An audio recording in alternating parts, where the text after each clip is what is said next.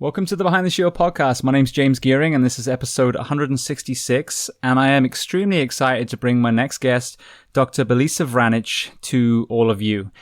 This conversation went a number of different directions, and it was amazing. By the time I put the headphones down at the end of the recording, I was blown away what we discussed. So Dr. Vranich was initially a clinical psychologist. She found her way into breathwork and founded the breathing class using breathing techniques to create wellness in the body, both physiologically and mentally. She's worked with a host of people from civilians to military to first responders. And you're going to be inspired at the end of this about the way you sit, the way you breathe. But also we explored sex as well. So addressing some of the myths that we hear, maybe some of our peers bragging about, our misconceptions of maybe what the opposite sex wants in the bedroom. Both topics that we haven't really addressed on this show yet, but another, bonus as far as I'm concerned on top of the work that she's best known for. So with that being said, as I always say, go to your podcast apps. Please rate the show, subscribe, share the show. And most importantly, as I say every single time, use your social media for good. It can be such a great platform to spread knowledge. And every single one of these men and women that I have on this podcast have so much great information that will change lives. And I just ask you to be part of the solution by helping me share these episodes. So with that being said, I introduce to you Dr. Belisa Vranich. Enjoy.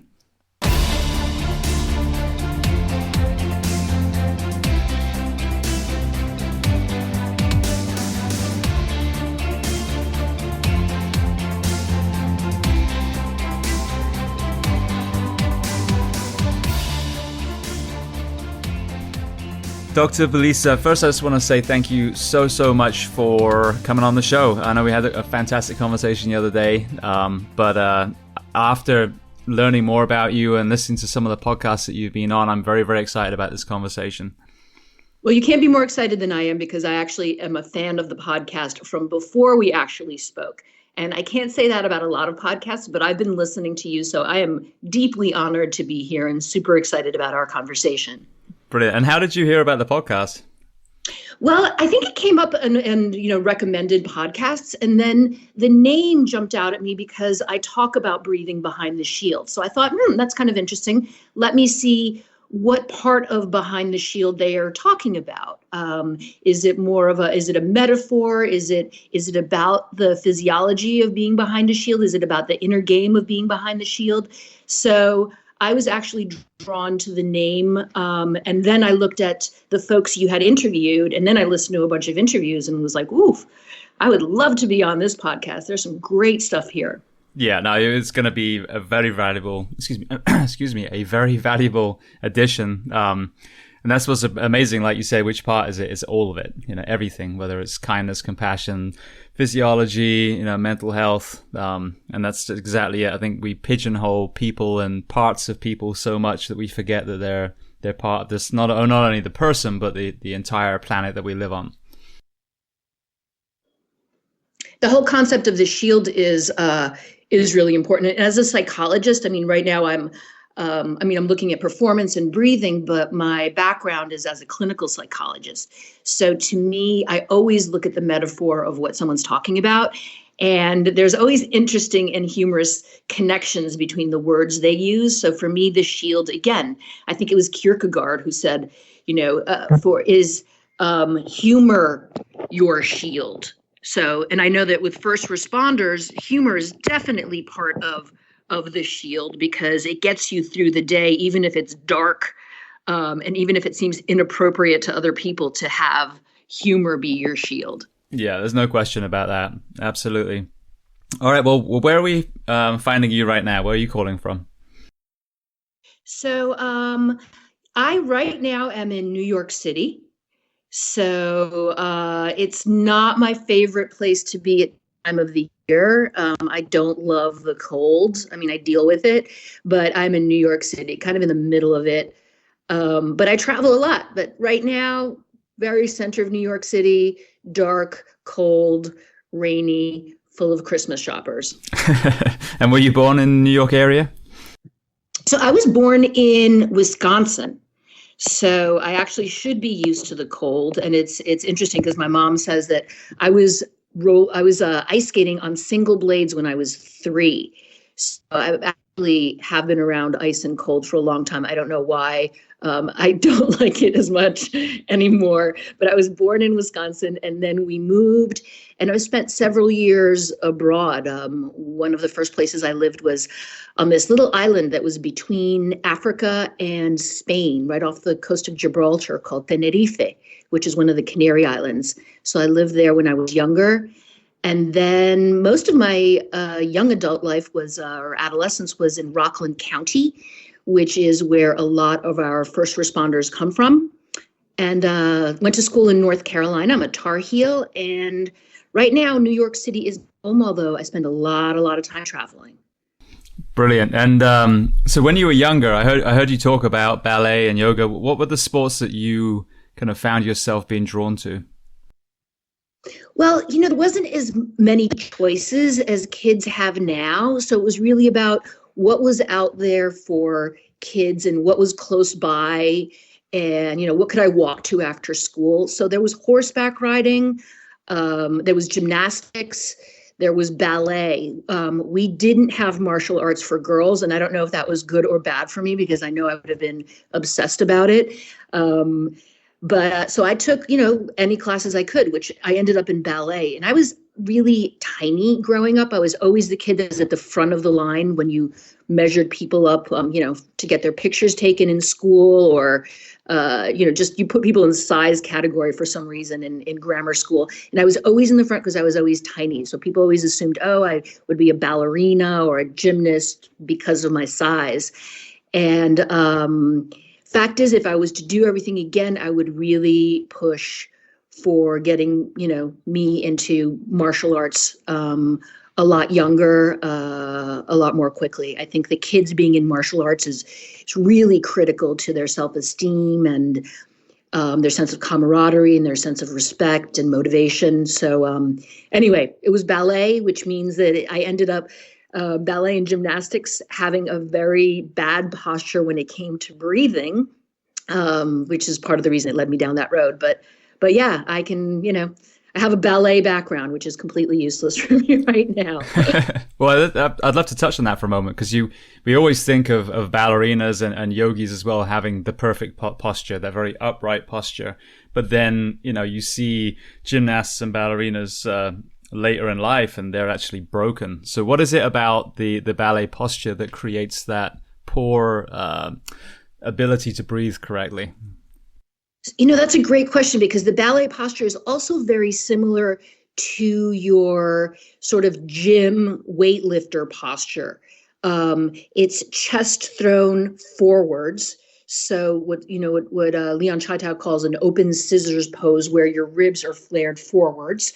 The difference with ballerinas is that usually their feet go off in different directions, but the posture itself is this very stiff, beautiful posture in ballet where you're sucking in your gut, you're pushing out your chest, and there's a certain posture with your shoulders. But a lot of people have this particular posture that's completely open in the front. The problem with that posture is that you're completely crunched in the back. So although it looks beautiful both for bodybuilders and for ballerinas, you're not doing your posture justice because everything is crunching in the back of your body. You're breathing in a vertical apical way, and you're squeezing all your digestive organs all the time. So that posture is not good for anything in your body, especially if you do it for, as we usually do, 10, 20, 30 years. Right. And would that be the same kind of anatomy or posture that you see in the military when they're trying to be taught how to stand correctly with the chest puffed out? That it's similar, although the bracing in it is very, very similar. Although in ballet, you're trying to keep your arms softer, but it's the bracing that's very similar. And that sort of bracing is something that we do all the time because it makes us feel prepared. So whether you're in the military or whether, regardless of the sport you do, what we're seeing now is people that have the middle of their body, sort of from their armpits all the way down to their pelvis, in this stiff braced stance which can feel very military. But the fact is that we're feeling, like we're in a war zone, regardless of where we are. So it's this preparedness stance that makes you feel like you could run or strike at any moment, but you just might be behind a computer or not in that situation just in this part of the day. Right. Yeah. So that posture is designed purely for the battlefield, but you've got to know how to turn it on and off. You have to turn, and that's beautifully well said, is that you have to be able to turn it on and off. And when you turn it off, you take a deep, wide breath, which kind of decompresses your spine and lets you fall back slightly into a parasympathetic state. And it doesn't mean you get, tired or woozy or sleepy. It just means you need to turn it off and then you turn it back on again. You turn it off, you turn it back on again. And that way you have control over your arousal in a spectrum. You're not completely awake or completely asleep. You can actually choose where you want to be as far as your state of arousal. Right. Now, just staying on the kids' side for a moment, because you work with children, didn't you, as your early psychology career. So what is it about martial arts from a psychologist's point of view that works so well? I mean, I've seen it myself. My little boy's done jiu-jitsu for 5 years now. What are the elements that you recognize are so beneficial for children? Everything from discipline to respect to tolerating discomfort to being able to take steps to be able to get to your goal. It teaches you everything that we say is important for kids to learn. Camaraderie. For me, our children are so not tolerating any kind of discomfort that, especially if you roll and you do jujitsu, you have to be uncomfortable. And that's just part of the game. But it's also really exciting when you get something right. So I don't think we have enough of what martial arts teaches in your average day. So that's why it's become more necessary. And especially for girls, that tumbling and that, wrestling and being okay with body weight and somebody else's body weight and being able to push and use all your limbs. It's something that I would put every kid's in martial art. I think it's super important to be able to strike, to be able to make eye contact with another person, to be able to sense where they are in space, to be able to sense where your own body is in space. It's all these things that sound super simple, but that are missing from kids' lives right now. Yeah. And I think that's how you reduce the amount of bullying as well, not just by teaching kids to be able to defend themselves and have confidence, but also the kids that would grow up to be a bully are taught humility and respect and the concept that there's always someone bigger and better than you, and take away that inner fear that they're compensating with the bullying.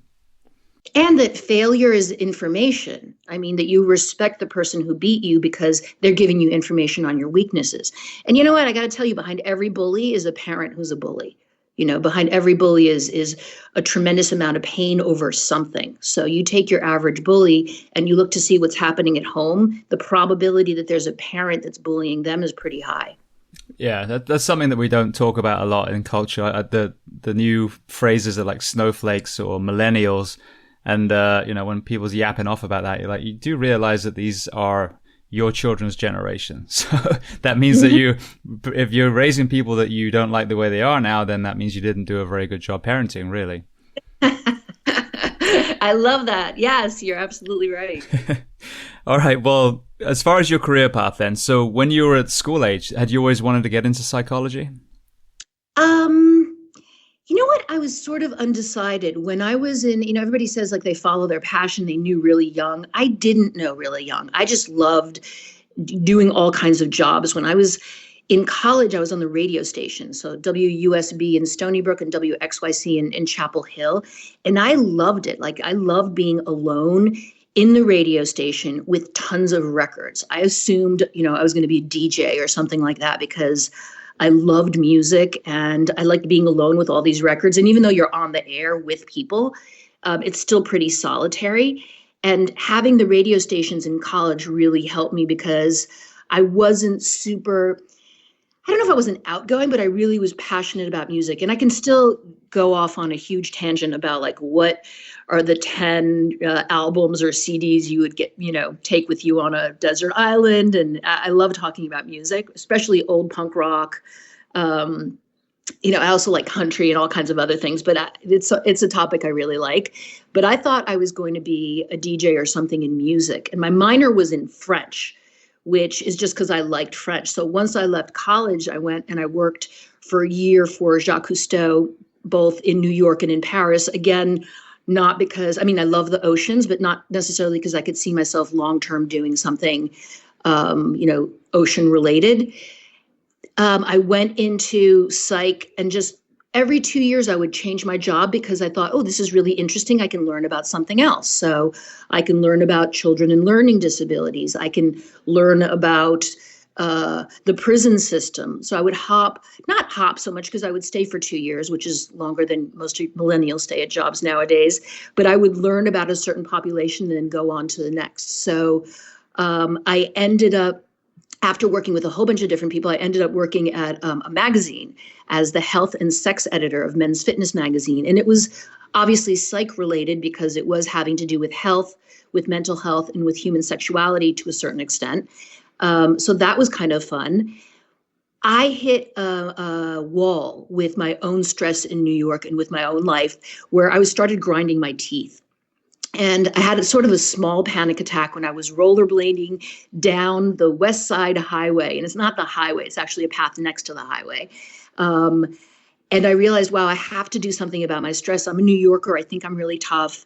I can handle a lot of stress, but obviously it's not working on the inside of my body. I'm getting messages from the inside of my body saying you're not handling it as well as you can.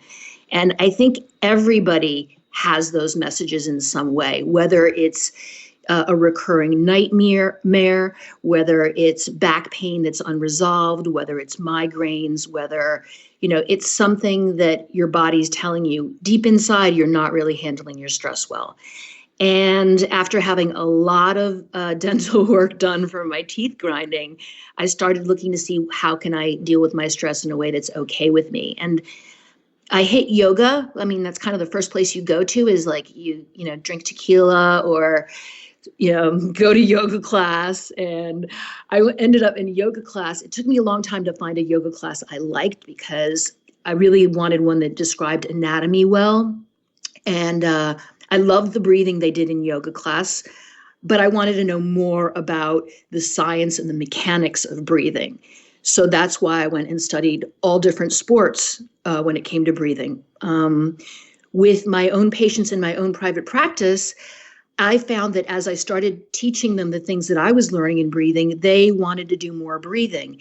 And there came a moment where I had to decide, do I continue doing therapy or do I switch over and now just really teach breathing? Of course, always with a little bit of therapy, but do I now become a breathing coach, a breathing specialist, an expert? And that's where I am today.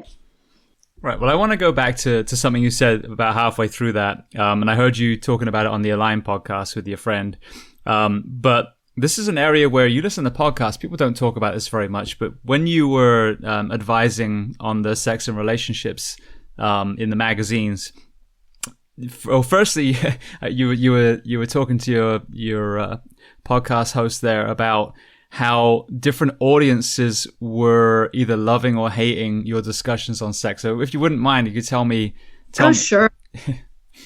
So for a while, I was writing a column for Fox News, and if you can imagine writing about health and sex for Fox News, you have an audience that either loves you or they hate you.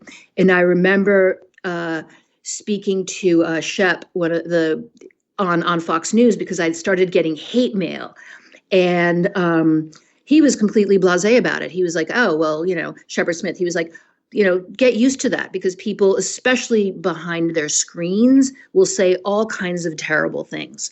So I was giving health information. For me, it was sexual health information. It was really interesting, the terrible reactions that people would have. They would either love it or they would say just the meanest things. And I remember having somebody write to me and saying, I don't know. I don't know what he assumed, but I remember he had an army, a government email. And every once in a while, I would respond to people just to see, like, if I respond to you, what do you do? I guess it was my own, way of dealing with it and experimenting. So I wrote back to him and I said, this particular guy, and I said, I don't know why you would think that I was, this person that you think I was. I think he might have called me like a liberal slut or something like that. And I'm neither. So I wrote back and I said, my dad was actually in the Army. I do a ton of volunteer work with vets. I don't know where you'd get this idea of who I am from an article I wrote when you don't know anything about me. And he wrote back and apologized, saying, I'm so sorry. I didn't really think this email went anywhere. I think I was tipsy when I wrote it. And, please accept my apology. And that happened more often, where I would actually engage with people. And it was obviously I probably needed to have more hobbies, but every once in a while I'd reach out to someone and say, well, what would make you say that? I'm not that kind of person, or that's not what I meant by this information. And it's really good that we can have a discussion about this. So the email I would send out, that was an automatic email, even to people that were hating, was, thank you for your interested and kind comment. It's so great that we live in a place where we can have these discussions, and I will respond to you, but I just wanted to let you know that I'm getting your email. I will read it. And, God bless America, that we can actually have these discussions and still, communicate with each other and be civil. And of course that wasn't the case often, but it made me grow a little bit thicker skin. And yeah, it was part of the job, is that people are going to disagree with you. And I don't mind it at all. Sometimes when I do, at that point, or even now when I do talks and there's someone that is combative or skeptical, I don't mind it at all. In fact, I identify not with the combative part, but with the skeptical part. And I always say that that's good, because there's so much bullshit information out there, and there's so many people trying to sell you things all the time, that being skeptical and in a healthy way is actually signs of, an evolved and intelligent person. Yeah. Well, what strikes me, and I think it's worse since I came to the States. The British are known to have a stick up their ass, but not with sex. Excuse me. That's it's usually a little more European, more liberal. But I was just amazed how you can be in the middle of, Terminator 27, where everyone's getting shot in the face, and then it'll cut to a commercial, or even be a scene in that movie where the top of a lady's butt crack is showing, and they blur it out. and that whole thing, that the way that we regard sex, especially in our mainstream media, just I find insane, and it seems to me like it would be very unhealthy lessons to our younger developing Americans.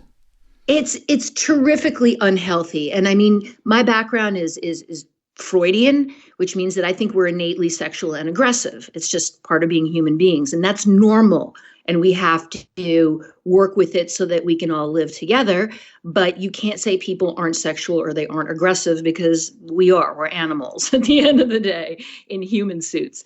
But when you take sex and you deny it and you blur out butt cracks and nipples, it's going to come out in a really weird way at the other side. And that's where you get like perversity and, stuff that's pretty dark and awful. So if we were sort of healthier with sex and more, I don't know, open-minded about it, I don't think we'd be showing the amount of aggression that we do on television and being as warped as we can be sexually. Yeah, and that's what it seems like. I mean, you obviously you're exposed to the world of porn.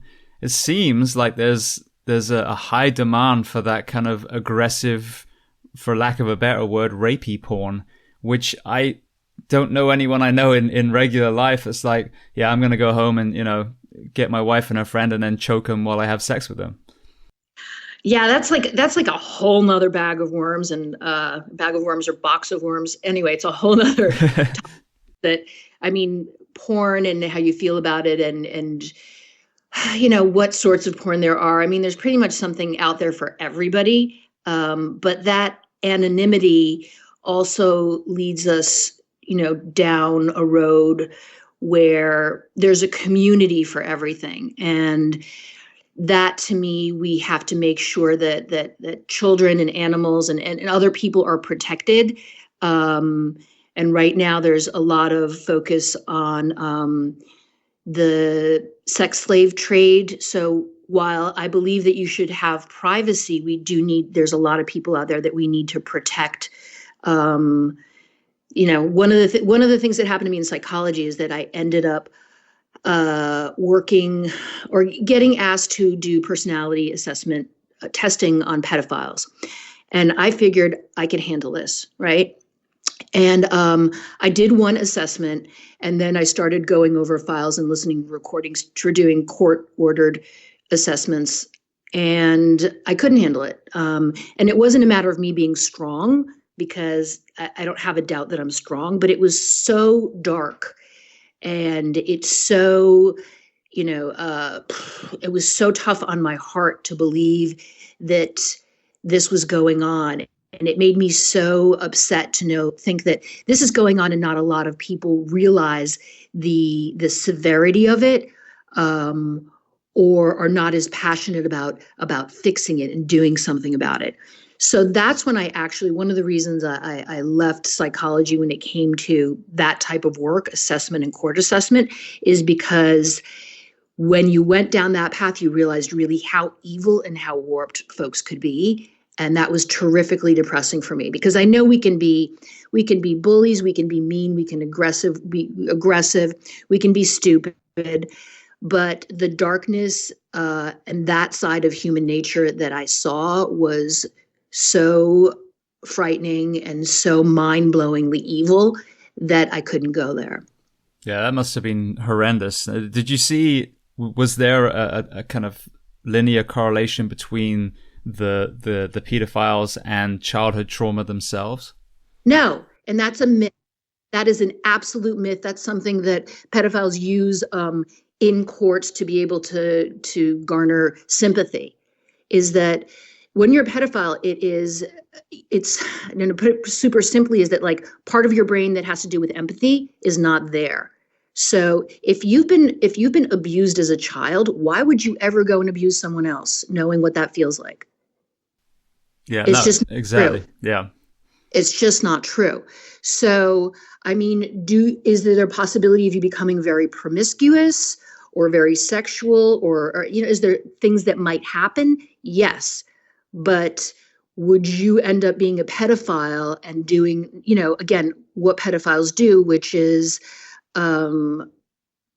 look for children, groom them, having no empathy, taking no responsibility, and it's over and over and over again. You never have a pedophile that has hurt one child. If there's one child that comes up and talks about it, once they start talking about it, you'll realize, wow, it's every single child in this family that person abused.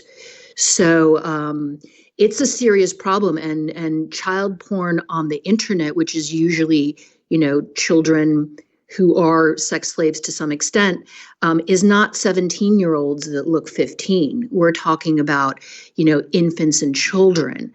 So when I was working on this case, I actually had to go down to the FBI and look at a computer. And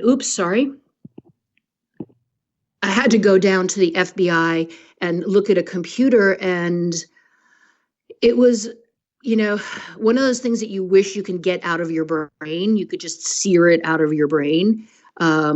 But I just realized some of the horrendous things people can do and can do to children and infants. And it was really a very fucked up place to be. That's the only way I can describe it. Yeah. I'm sorry. I didn't mean to lead us down such a dark path, but one more okay. One more no, question. It's so important to talk about. It is so important because people don't see these things because we don't want to know about it. And I don't, again, I wish I didn't have those things in my brain. But I'm happy to know about them because now I can be an advocate for them and I can now tell you about them.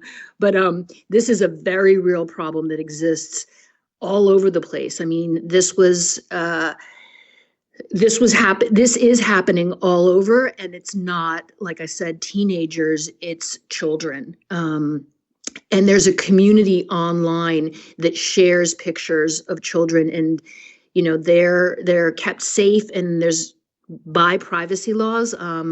And there's not a lot of people doing this work. I know that there's a guy out of the UK that takes the pictures and looks for teeny details in the background to see if he can figure out who this person is and where they are. But that's one guy. And I always, sort of laugh when I see a show on TV and they have a team. So the child sexual exploitation team is 12 people with amazing computers and cars, and they spend 3 weeks on a case. And when I was down there, there was one guy who was in charge of all 5 boroughs, and he had 2 hours. And then he went on to the next horrible case. So it's something that we need to pay more attention to, and that exists really like in your backyard and probably, within your family. And that's the hardest thing to swallow, is that the pedophiles don't look like, 70s porn characters with big mustaches and are acting weird and hanging around schoolyards. They're, family members, unfortunately, or they're respected people in the community. So tough topic. Yeah. I had a guy called Nick McKinley, who's a retired PJ and CIA operative, who started a thing called Deliver Fund, addressing the human trafficking issue. And he had the same thing. He's like, when he was in the Special Forces and CIA, they would come across a case and they'd be like, all right, who do we hand it to? And there wasn't anyone. We didn't have a human trafficking division that was experts. And even now it's local law enforcement that are tasked with this. So you may have, a metropolitan department that actually has some good resources. And you may be out in the sticks where it's literally a police officer on his time, his days off, trying to track some of these people down. And like you said, the stories you hear about what happens to these young women, their kids are taken away. They're told they're going to kill them if they don't, perform the porn or the sex acts or whatever it is. And this is in our country. We're not talking about smuggling from Southeast Asia or, the stereotypical ones. And it's nauseating to realize how many of these issues that we have in this country. And again, how underfunded and undersupported the men and women that are trying to attack this problem are. Yeah, absolutely. So first responders, it's part of the reason I do the work that I do, and I do volunteer as much as I do, is that we need first responders. We need first responders that feel supported and, that know that there's other people that care about what they do and appreciate it, for sure. Yeah. Now, one more thing about the pedophiles while we're on the topic. If you're saying that this is basically an inherent disorder where it sounds like they're not going to suddenly wake up one day and go, oh, I don't like kids anymore. What do you propose that we do with these people? Well, unfortunately, right now, when they go to jail, a sexually violent predator is a different kind of predator. Thankfully, we categorize them differently. Usually, pedophiles don't stop looking for children until after age 40. From what I understand, and again, I haven't kept up on the literature, is that once your testosterone goes down, you're less likely to victimize children. And again, I haven't done my research in this area, but what I do know is that pedophiles don't get better, is that you don't start all of a sudden having no sympathy, no empathy for a child, and all of a sudden start thinking, hey, well, maybe I shouldn't be hurting them in this way, or maybe I'm ruining their lives. Like, that doesn't happen. I've heard so many, like I said, I had to go through so many files, and you don't all of a sudden get better. So unfortunately, with pedophiles, they have to stay behind bars. I know that growing up, I grew up in a small town called Pearl River, and we had someone who went to high school with me named Paula. She was attacked, and it was a very vicious sexual attack. And the two guys that went to jail, every 2 years come up for probation. And they haven't done any of their work in jail. They haven't apologized. They've actually, I think, filed countersuits saying that they've been traumatized by the event because, jail has been so hard for them. But every 2 years, my town rallies, and we make sure that these two guys stay in jail, because they would get out of jail and they would continue to hurt people. They have no remorse. They haven't shown anything to have remorse. And it's amazing that we would even consider them every 2 years to be able to come out into the public. So there's not a lot you can do. There's talks about chemical castration. There's talks about where people live in the community. It's not that I don't believe that if you've done a crime, you can get better. I actually work and do volunteer work in prisons with lifers, and there are a lot of people that do get better, that do recognize what they did, apologize for what they did, do a lot of work when they're in prison, and come back and come out and really integrate into society and pay their taxes and are fantastic citizens. But that does not happen with pedophiles. Right. That's an interesting perspective. Thank you so much. Because, I mean, like you said, we are fed some misinformation, and you obviously want to be the optimistic, there's good in everyone, but you also, there's no question that there are just people out there that are broken for whatever reason. And doesn't mean you got to string them up by their balls the rest of their life, but at least keep them away from the people that they're going to hurt. Oh, no, I do think they should be strung up. No, I think it's our duty to protect everyone from them. But in the same breath, like, do I believe people who have life sentences, who have done something, depending on what they've done, can get better? Absolutely. So with pedophiles, I've never seen a pedophile say, I'm sorry for what I did. They're like, I'm sorry I got caught, but they will never have, they just happen to trip over a naked child on the way to the bathroom. Like, it doesn't happen. Have I worked with fantastic lifers who have done so much work while they're imprisoned and tons of therapy. I just taught a meditation class in a prison outside of LA in Lancaster, and I had 80 guys. It was a men's prison, and they were chosen for being the most evolved guys there, who really were working on themselves and doing a lot of work and, looking forward to getting out and being parts, good parts of society. But it was amazing. There was these people there there were guys who had been in the military. There were guys that had been, had all types of jobs, all ages and sizes, who something had happened that was not good. They had a lapse in judgment, but everyone there had a possibility. And I would have had any of those guys as a neighbor because they did the work. They really did the work. So it's possible to change. With the pedophile community, absolutely not. If you won't string them up by the balls, I will, because it's not like I don't. Yeah. And it's also, the expense is just ridiculous that we will spend $150,000 a year keeping someone behind bars. It's crazy. So, yeah. Well, I think my thing is I've had a guy, and I've talked about this many times now, but the governor from a Norwegian prison. The way they do prisons is completely different in this model, and one of them is called Bastoy, and I'm repeating myself to people that listen to all the episodes, but very, very long story short, instead of a big cage, it's a community, but it's on an island. So they've lost their freedom, but they act every day like they would if they were back home. So they're living with a bunch of other prisoners. They cook, they clean, they go to work. So they're extremely functional. So that way then you can rehabilitate them, and they're probably exactly the men that you're talking about that you work with would then go back and probably never reoffend again, because they made that crime a passion. They got dragged into drugs or whatever it was, but inherently they didn't wake up wanting to be criminals. But then you take your resources and you lock away, like the shitbag that shot that camp in Norway. He's locked up behind bars, and you lock up your pedophiles, but then you funnel all your resources into capturing those people and imprisoning them, but not the people that them are probably going to go and be functional, great members of society. They just made a mistake. Yeah, that way to think about it is so much better, because we have a huge number of people in prisons, and most of us don't know about it unless you're visiting someone in a prison, is that it's gigantic. It really is an industrial complex.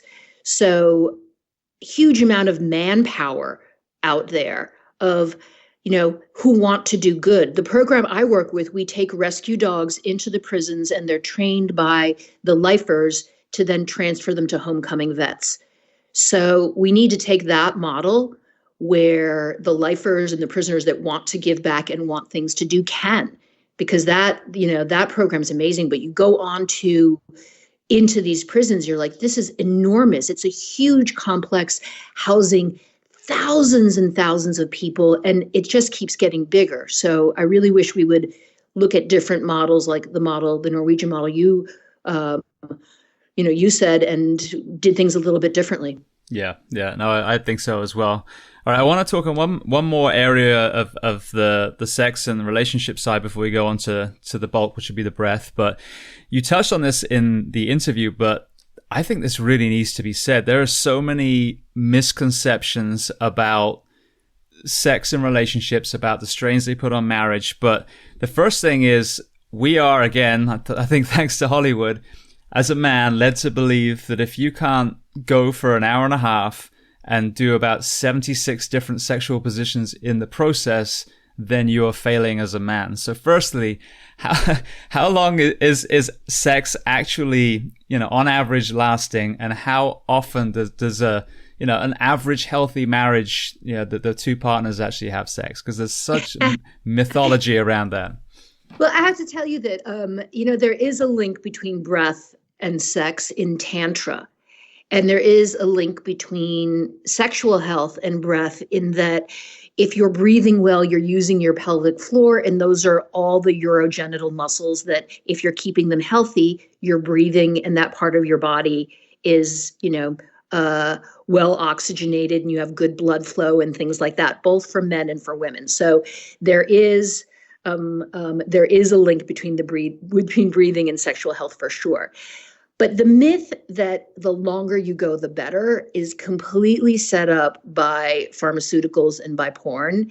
Women in general do not want sex that lasts forever. It's incredibly boring.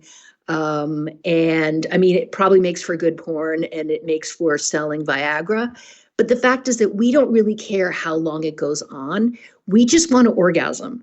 So that you just make sure your partner has an orgasm. If it's in the first 30 seconds, awesome. If it's in the first 2 minutes, great. It's really not about going on and on forever. It's just, has she had an orgasm? So one of the books I really love is from Ian Kerner, and it's called She Comes First. And it's the fact that if your partner has had an orgasm, they don't really care how long you go. If you actually have an orgasm right after them or with them, that's fine. It could have been 4 minutes of sex. So it's not about the length of time. It's about them actually having an orgasm. Right. And then that rings true with my second marriage. My wife, Becky, now, we communicate very well. So the simplicity of the relationship was basically saying, well, what do you actually like? And then we start talking, and we're like, oh shit, so I can put the sex swing away then. And people don't have that conversation. They don't have that conversation. It's interesting. Like, women will ask for feedback all the time. We're just feedback machines. We want to know what we look like at different angles. We're always picking up information about, what makes the environment safer, what makes people around us happier. I mean, we're just, I know I'm going to get pushback from that, but that's just the way we're wired. With men, like, guys will rarely ask for feedback. They just assume you had a great time. And we're partially at fault, we're partially at fault because, we'll play into that. But, men will rarely ask or are in tune of, like, if I'm clenching and stiff and kind of like, it probably means what you're doing is not that great. If I'm saying yes, oh yes, that's awesome, keep going, like, you should probably keep going, but don't switch it up. Whatever you're doing, just keep doing exactly that. So, it could be so much simpler if we all just talked a little bit more and asked each other, because you wouldn't believe how many myths people believe about each other just because they just assumed, oh, I assumed guys like this, or I assumed women loved that. And, it couldn't be further from the truth. And in that way, it's like, yes, women are snowflakes. But once you get the algorithm, you just have to do that algorithm. Like, you just do the same thing over and over again, and we're happy. And like I said, it does not matter. It does not have to be an hour and a half. If we're still letting you go on an hour and a half, it's that you just haven't hit the mark. So, yeah. Brilliant. And then what about frequency? Like, again, in the firehouse, oh my God, there's always that one guy that's like, oh, I had sex 27 times again yesterday. What's the real from a healthy marriage? And not like some sort of target to hit, but what does it end up averaging out? Like, how often a healthy couple do have sex? Well, I got to tell you, like, no one ever asks the chick that's the recipient of the 27 times, like, how she feels about it. So, well, I doubt she remembers it. 'Cause it's probably bullshit anyway. It's totally, you have to cut that in half and then another quarter. But is that he again is going for length of time and number of times. It's all about quantity. So, and we are not all about quantity. I mean, think about it. It's like a huge 90 minutes is a lot of time to be doing anything. And you're just trying to have an orgasm, for crying out loud, right? So, and then get some good sleep. So I would say that a lot of it depends on, is it a new relationship? Because, in the beginning of a relationship, you're going to have a lot of sex. And then you have to be careful that you don't fall into a lull where you're not having sex, because then it becomes habit and then your partner becomes your roommate. And it's really hard to get out of roommate land. But figuring out what times works for you and what is stopping your partner from wanting to have sex with you. So, for instance, I've had women say to me, if the door's unlocked, I have a really hard time focusing on having an orgasm. And sometimes I know this sounds so silly, but the fact is that women can hear a lot more, and they're hearing to see where the kids are and if the door is locked. So figure out what's that thing that would make your partner feel better, make your wife, your girlfriend feel better. Is it the door being locked so your kid might not walk in? Is it, I remember reading a study about having your feet be cold and how it's like harder to orgasm when your feet are cold. So, okay, it sounds like a detail, but what can you do to make her feel okay about having sex? And it might just be locking the door. It may be turning your phone off so the phone isn't ringing in the middle of things. It might be that you have sex in the morning and not at night. It might be that you have nap sex in the middle of the day. Nap sex is awesome. So you have to get not creative, but you actually have to schedule it and ask, what's holding you back. And, especially with women, our weight really takes a toll on how we feel about ourselves and how sexy we feel. So making sure that your wife or your girlfriend feels beautiful is so important, because it's hard to have sex when you're feeling unattractive. Yeah, that's something I've noticed though with a lot of marriages, and I can say this, my previous one, and this isn't to throw mud at my ex or anything, but when people do get married and then male female the weight goes on, and I see that as definitely a challenge to the physical side, because it's not that you're going to walk around like Barbie and Ken, but there's that feeling of self-confidence when you are doing, exercise and whatever it is that promotes your well-being. But if you know in your heart of hearts that you're kind of deteriorating, especially if it's physically and you're looking in the mirror, there's no question that's going to have an effect on your sex life. Yeah, and your self-esteem. And I'm laughing because I'm thinking about someone you had on the podcast the other day. They were talking about being jacked fat. It was skinny fat and jacked. Was it Chris? It was Chris Bell. I think it was Chris. Yeah. Yeah. And he was talking about being jacked fat and skinny fat. And so much of it depends on what your partner thinks. So if you gain weight and your partner's like, oh my God, you look so amazing, your ass is so big, like you're gorgeous, then you're kind of happy about it. But if you know in the back of your head that they're looking at you and they don't like that weight on you, it's sad to say, but your self-esteem depends a lot on what your significant other thinks of you. And I love the powerlifting and the CrossFit community because they've really made it so that weight doesn't matter as much as strength. So you have women who would have usually been getting on the scale and trying to cut calories and trying to cut weight, and all of a sudden their weight is up because they have more muscle and they're strong and they're curvy and they're strong and they feel good. And I can tell you that that's going to make an impact in the bedroom. So, thank you to CrossFit and powerlifting and Olympic lifting for letting people gain weight in a healthy way and be muscular and strong and probably higher on the scale in a number than they ever would have thought is sexy in the past. But being strong makes you feel sexy. And if your significant other lifts with you or thinks your muscles are sexy too, even if you're not like at 120 pounds like your friends are, then that's just going to translate to more sex and better sex for sure. Yeah. And there's nothing better for your self-confidence than be able to climb that rope for the first time or run that distance that you've run. And I think that's it. When you realize that you're improving, not diminishing, and again, it's not about having a six-pack or, looking great in activewear, but when you know that you are bettering yourself, I think that's where that real self-esteem comes from, not the feedback from other people. Yeah, the deadlift. I mean, if you're deadlifting and you feel good about your deadlift, like it's kind of crazy. It sounds like a really good t-shirt, but like being able to deadlift well, and I'm a big fan of the deadlift, is like you feel good. You get that little high afterwards and you feel strong, and that's going to translate to how you carry yourself. And again, if your friends are all these like wafy yoga Pilates girls and you don't fit in because you're a little thicker, that can really take a toll on your self-esteem. I was just this weekend hanging out with Jen Wiederstrom, who was one of the coaches on The Biggest Loser. She was a gladiator, and Jen is gorgeous. She has like thick legs and she's got a great butt, small waist, boobs, beautiful arms. And she's not your typical shape for people, but we were hanging out and I was just telling her, Jen, you are doing such a service to women who want to be strong, who don't want to be, tiny, that being skinny is not their motive, that actually they want to be strong and they want to have bigger legs and want to be able to deadlift more. And Jen is an amazing model of exactly that, of you can be really sexy and really muscular at the same time.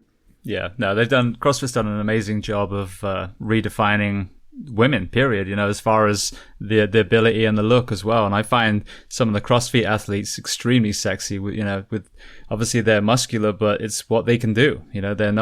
They're not buying into that, well, I'll just stay at home and wash the dishes while you go to work, alpha male. That's like, no. This is planet Earth, where up till very recently, women were working and doing just the same things as men. Yeah, it's funny because I'm reading Tesla's biography, because I'm Serbian and Cuban, and he was Serbian, and he talks about the women in Serbia and how hard they worked.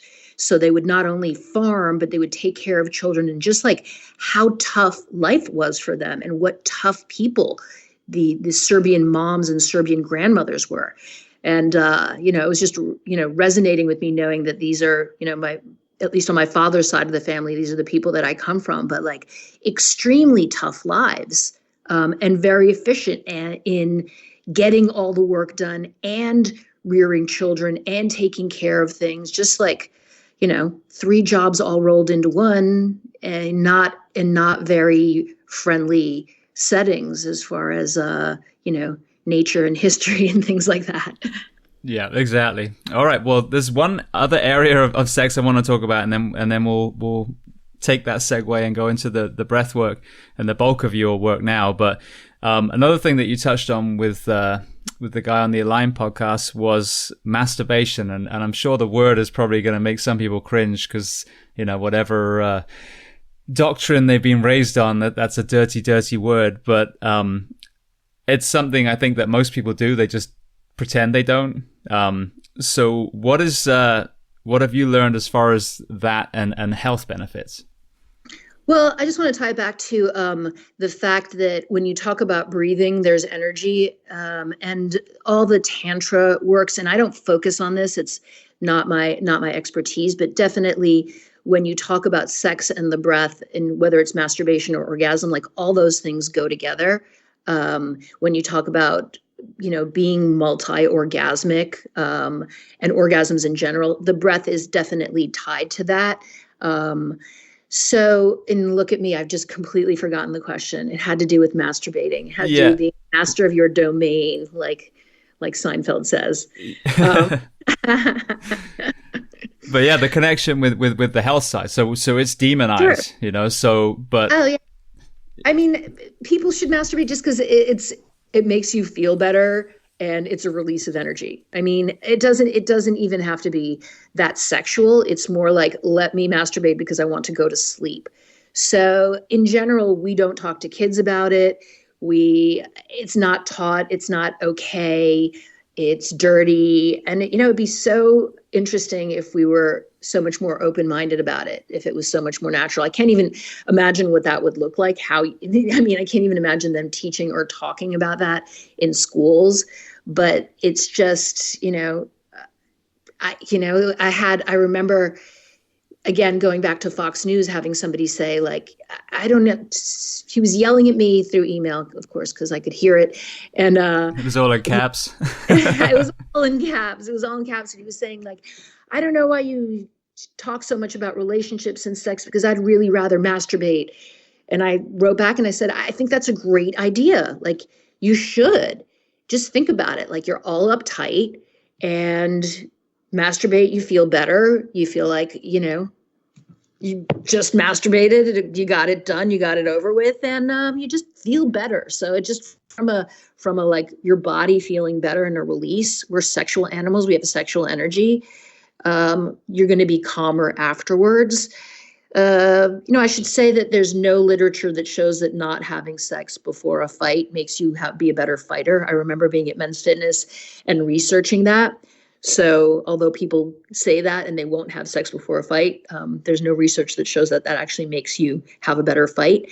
But I can imagine being at the firehouse. It's probably not something you do all out in the open. But not on the engine on a call, no. But I think that, when you have kids, you have to make sure that they don't have the idea that this is something that's dirty.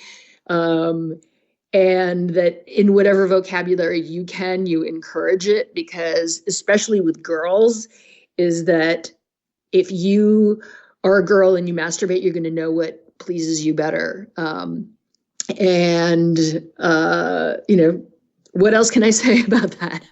Yeah, well, it's funny, you talked about the withholding. We've heard that a lot from sports people. I just sat down with Hoist Gracie the other day. And it wasn't in this conversation. It was one I listened to him have with another guy that I was with on his podcast. But his dad, Helio, had said the same thing to them. And Hoist had basically said, I'm not doing that. And Helio was like, why? He said, Dad, you've got 9 kids and you fought your whole life. There's no way in hell you abstain. So I don't want to hear it. That's beautiful. That's hilarious. I love that. I love that. Yeah. And I mean, we have that sort of, when we see someone who's really uptight, we think, oh, like, you say you're a little crass maybe, and say, or I am, is that you say, oh, like they need to get laid. And the fact is they don't need to get laid. They actually like probably should masturbate or orgasm or do something that's just sexually going to be able to get them to calm down. Or maybe they need to go for a run as well, but that just takes more time. But, that whole notion of they're so uptight, they need to have sex. Well, yeah, because sex does calm you down. And, it makes you feel more alive. And then you feel, if you're having sex with someone else and you both orgasm, you feel more connected. And just life is, you get up and you're like, hey, well, life is not so bad. So It's a good way of avoiding horrible sexual decisions too, if you do it before you go out.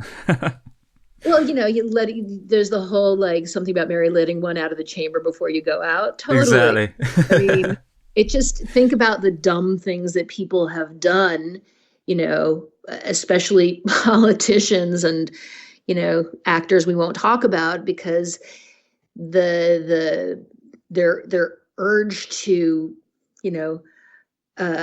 have sex, or their wanting to conquest is like gotten in the way of their judgment.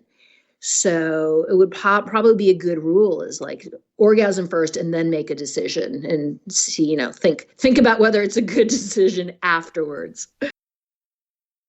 So you mentioned about the connection between breathwork and sex. Obviously, I'm sure we can all envision when we're getting close to climaxing that certainly comes in. Exactly. Yeah. So would you elaborate on that for me? Sure. Is that so? The squeeze that you're trying to make with your pelvic floor when you're trying not to orgasm and pull back, and all this comes from, I'm forgetting his name, but when there's this, hundreds of year old texts and information that have to do with how to become multi-orgasmic, which means that you have an orgasm without actually ejaculating. And it all comes from having better control of all the muscles that have to do with your pelvic floor and with your erection. So if you're trying to sort of back off at a moment before you have an orgasm, what you're trying to do is squeeze and, think of England.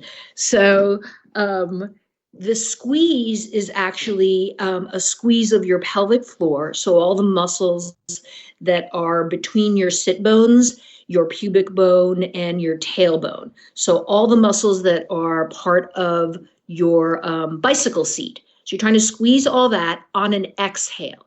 So what happens, and it doesn't go right often, is that you'll squeeze on the inhale. And what I want you to do, and you're probably squeezing right now, which is fine, is squeeze your pelvic floor, do a Kegel with all your muscles on the bottom of your body, and do it on the exhale. So that not only is going to give you a couple more seconds and let you sort of lean off the gas pedal. So when I say squeeze your pelvic floor, a lot of people don't know what that means. Your pelvic floor is a group of 20 muscles at the bottom of your body. It's a lot of muscles. And it's everything that hits the bicycle seat when you're on a bicycle and a little bit more. So if you think about it in your mind's eye, you're thinking about not quite a small pizza, just a little bit smaller than a small pizza, but it's a lot of muscles. There's 3 layers of them. So when you squeeze, the squeeze feels like you're trying to stop urine midstream, but that's just the beginning. I want you to try to squeeze all those muscles, and it almost feels like you're squeezing them up into your body. So in lifting, you say balls to spine. And that's what I want you to do, but do it on an exhale. So go ahead and try that now and let me know how it goes. Yeah, I feel them all being engaged. Okay. So usually is that when you're told to do a Kegel or a pelvic floor contraction, is that you're not told how to do the breathing at the same time. And because your pelvic floor is attached to your diaphragm by your psoas muscles, you'll actually get a tighter squeeze. So you'll get a better contraction by doing it with the exhale. And again, all this to me is muscles and body parts. It doesn't have to be sexual at all. It's just about having that part of your body, which is all the muscles which are connected to your glutes and your lower abs and your spine, having them be strong. So the flip side to that is that that's actually going to help with your orgasm, whether you're male or you're female. So making that part of your body strong, flexible, and healthy is going to make for better sex, better orgasm, regardless of whether you have a penis or a vulva.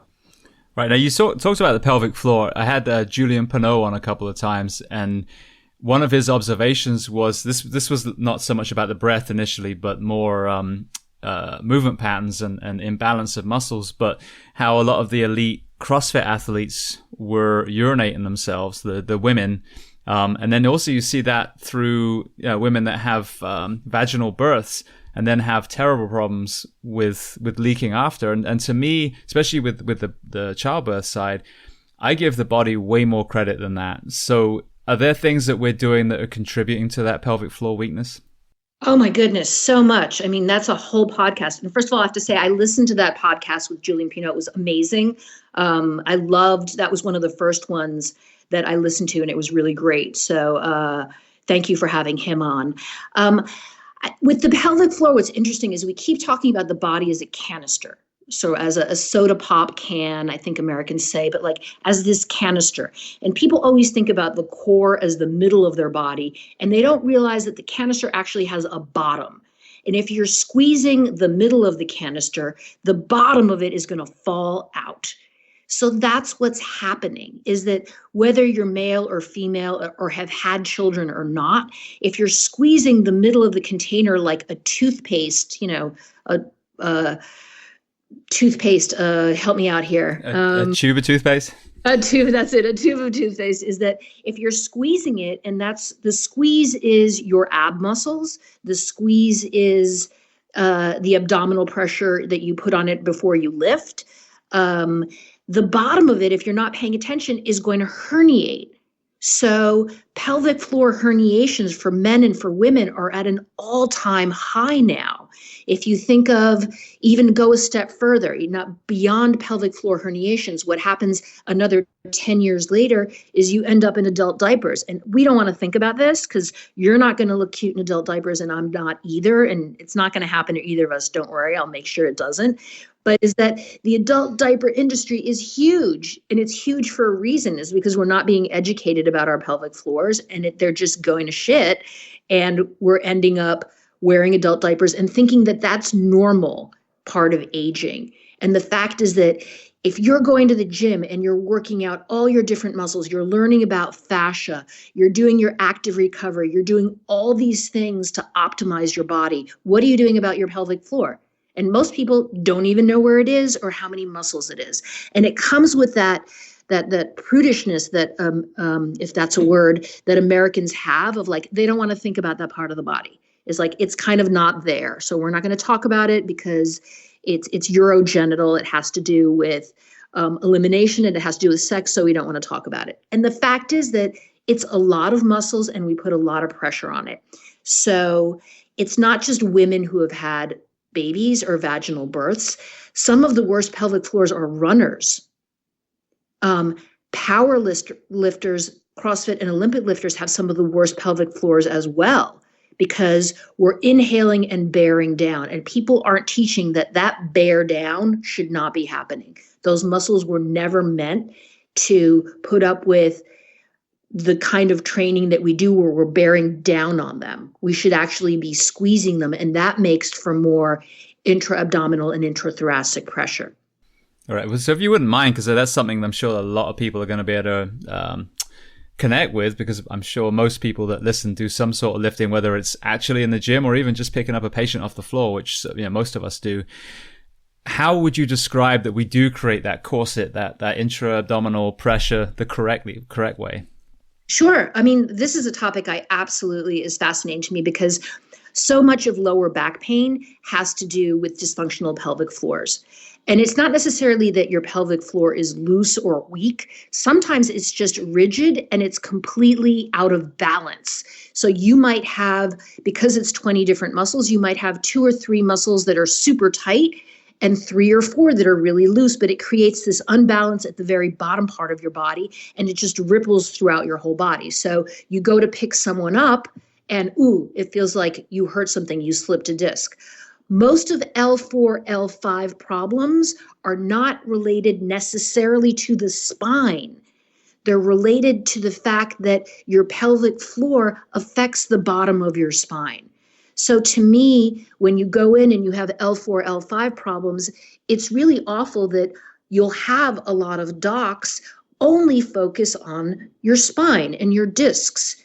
You should be looking at the pelvic floor. And in all other countries, people have physical therapy that has to do with pelvic floor physical therapists, physiotherapists that are covered by insurance. So you live in Australia, you live in the UK, you can get a pelvic floor assessment that's covered, and people do it. It's normal. In the United States, I get people looking at me wide-eyed. What? A physical therapist that works on your pelvic floor from the inside? Yes. Under socialized medicine? I thought that was from Russia. Oh my goodness.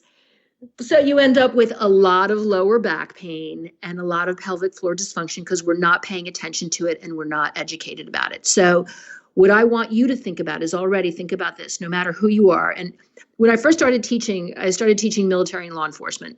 And I remember I was working with first responders over in San Diego. And I remember asking the group, who here has a pelvic floor? And still to this day, I'll always have some guys usually who are like, oh no, I don't have a pelvic floor. And there's always one guy who's like, no, I don't have one. That's like chick stuff. And the fact is that we all have pelvic floors. And what you can do to figure out and really get a sense of where yours is, and we're going to do a little interactive right now, is I want you to sit on your hands with your palms up. Okay. So your palms facing up and you're sitting them, and you should feel your sit bones, your ischial tuberosities, like leaning into the palms of your hands. One's on the right and one's on the left. So go ahead and do that. If you're driving and listening to this, don't do it, or you can do it with one hand carefully. But I want you to realize where those sit bones are. So even if you have a big butt, you'll be able to feel your sit bones. And I want you to think about in your mind's eye, and usually people have to look up towards the ceiling and look mildly confused, how much space you have between one bone on the right and the other bone on the left. So this is the part of your body that's on your seat from one bone to the other. So what do you got, James? God, that feels like 4 inches apart, maybe. And the guy I just hit in front of my car, he looks pissed off right now. Just try to explain to him what you're doing. So yeah, exactly 5 inches. So now you're going to get to know more about James than you ever thought you would.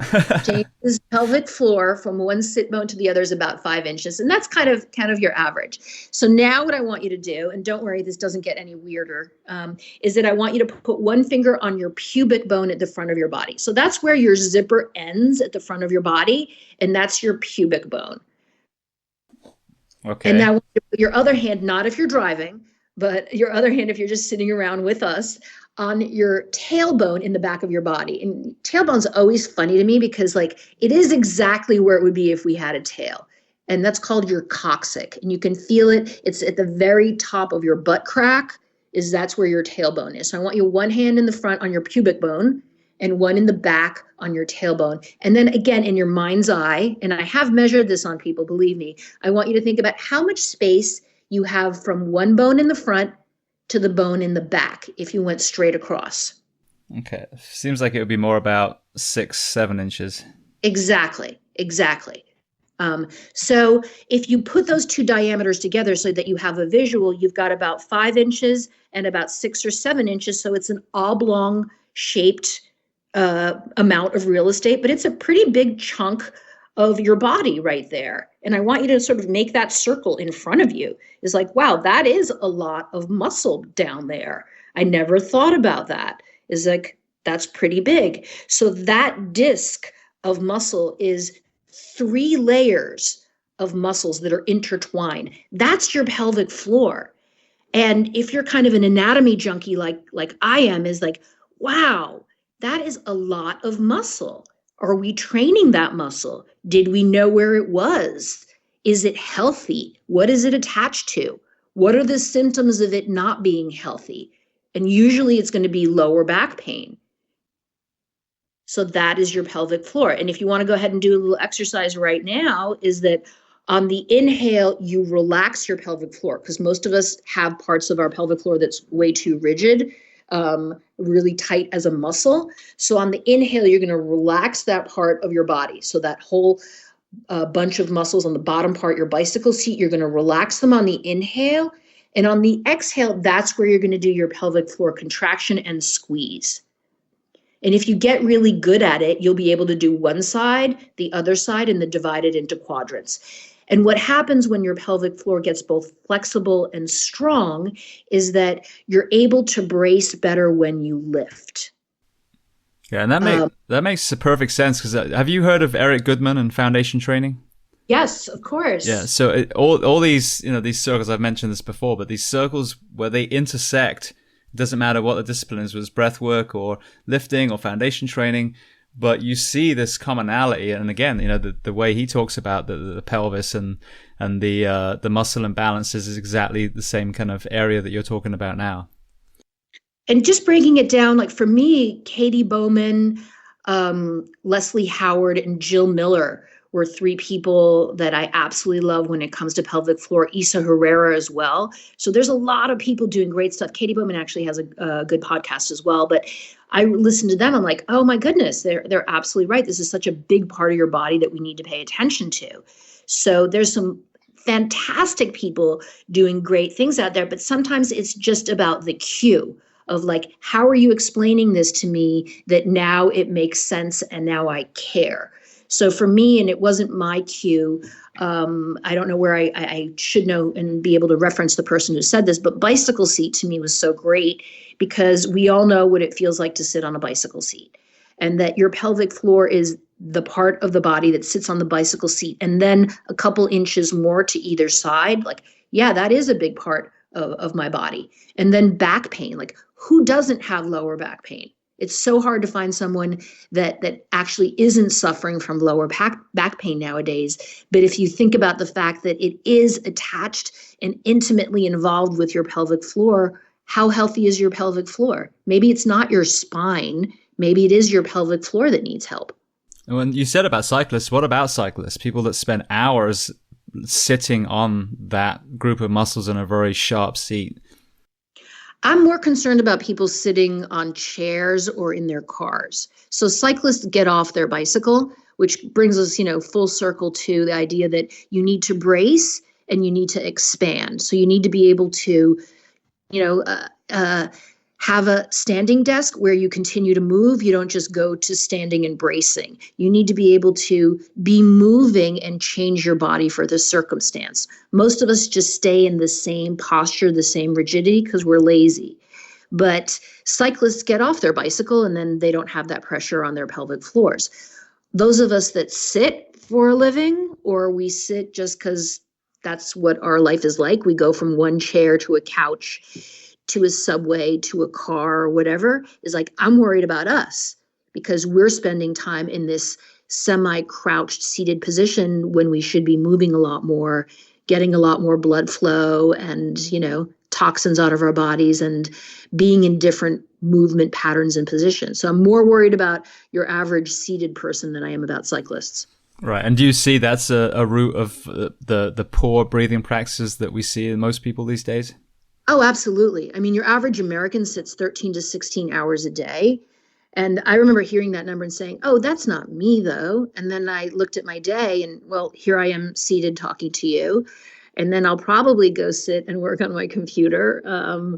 And then I might do another call and I'll be seated. And I have to remind myself to get up and stretch, go to the gym, do all these other things. So yes, being seated absolutely hurts your breathing. And part of the reason it hurts your breathing is because of your hip posture. So if you look at yourself seated, most of us have our hips tipped underneath us and you're not moving your pelvic floor as you breathe. And the way you should be breathing is with a tiny little movement, and it could be just an internal movement where your psoas gets involved on the inhale and on the exhale. If you're seated, you're going to be stuck with your hips stuck under you for hours and hours and hours, and that definitely affects your breath. Right. So then if you wouldn't mind kind of expanding on breath then. So firstly, horizontal versus vertical. Great. So I focus on, and there's amazing people out there that teach all different types of breathing. I'm big into us considering each other colleagues in a team. So whenever I have people say, well, who else should I go read? I have a list. I have a huge list of folks. I love their books. I think you should take every workshop that's out there and learn as much as you can from as many different breathing people as possible. I focus on the psychology and the dynamics, the biomechanics of the breathing. So are you breathing in a way that's biomechanically sound? Once you have that down, are your breathing muscles strong? And to be able to get to that point, you have to understand, because human beings are weird animals, is that we have to understand what a better breath is and how our breathing got this way so that we can get connected to then making change of that bad habit. So I combine psychology, mechanics, and neurology to be able to fix someone's breathing and get their breathing to be better. I know that's a mouthful, but that's the shortest version I have. Oh, so while we're talking about psychology, you had a psychology background. Now you're doing breath work. Obviously, the big areas that we're seeing as far as challenges to mental health in first responders are anxiety, depression, and then suicide, sadly, which is, killing more of us than line of duty deaths. Mm-hmm. What are some of the, your main key points as far as the connection between breath work and improving mental health? Oh my goodness. I mean, that is who I am. And that's one of the reasons I'm here, is that I come from a place of psychology. So all my patients, when I was just doing therapy, had anxiety is the most common mental health problem that there is. It usually goes along with depression or with addiction, if not all three of them.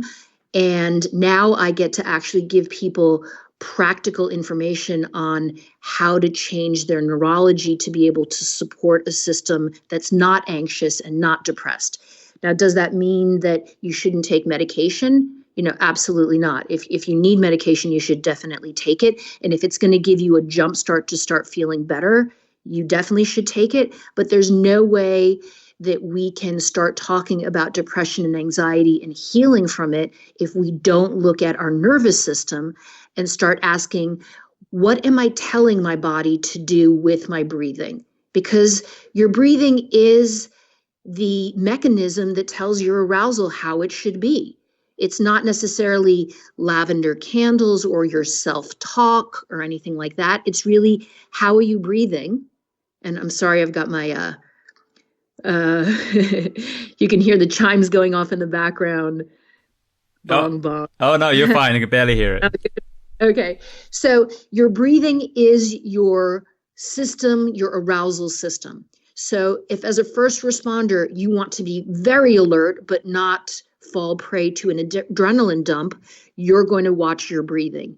If you're, staking out and if you're watching a building for a few hours, you have to be alert, but not too alert for it to be taxing on your energy. But you also don't want to be so calm that you respond more slowly.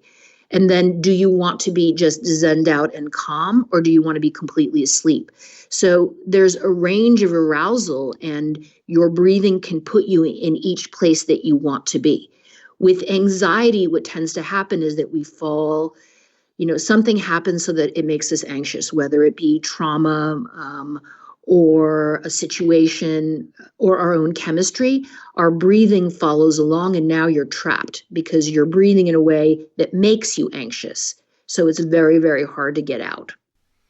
Yeah, and I had a Brian McKenzie on the show, and we talked about this the other day, but just the simple act of nose breathing. I know, we're going to talk a lot about like the foundation of the breath, but just focusing on that, when I've been applying that to some of the workouts that I've done, just getting to that red zone, that, all right, I've hit my wall, I have to stop, put the barbell down, whatever it is.